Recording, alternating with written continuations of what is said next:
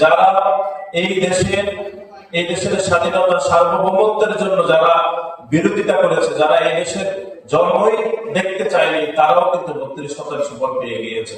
যেভাবে হোক, আমি একটা আশঙ্কার জায়গা দেখছি নির্বাচনের থেকে। সেটি হচ্ছে বাংলাদেশ জাতীয়তাবাদী দল বিএনপি এবারের নির্বাচনে প্রায় 50% ভোট পেয়ে রাষ্ট্র ক্ষমতায় প্রতিষ্ঠিত হয়েছে। ইনশাআল্লাহ আমাদের দলের চেয়ারম্যান জনাব তারেক রহমান প্রধানমন্ত্রী হয়েছেন এবং আজকে দ্বিতীয় দিনের মতো উনি আজকে অফিস করছেন।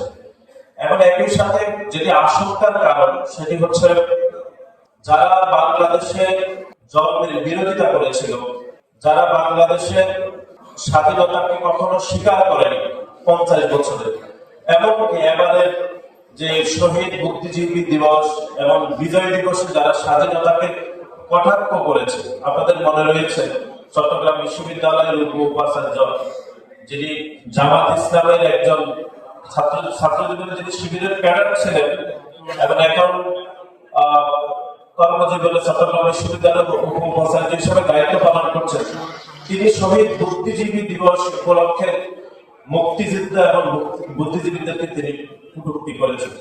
এবং জামাত ইসলাম যারা ধারণ করেন অথবা জামাত ইসলামের যারা সংসদ সদস্য হিসাবে দায়িত্ব পালন করেছেন, সকলেই চট্টগ্রাম বিশ্ববিদ্যালয়ের উপাচার্যের মতো শহীদ বুদ্ধিজীবী দিবস, মুক্তিযুদ্ধ, আমাদের সামগ্রিক বিষয়কে তারা সেভাবে ধারণ করেন।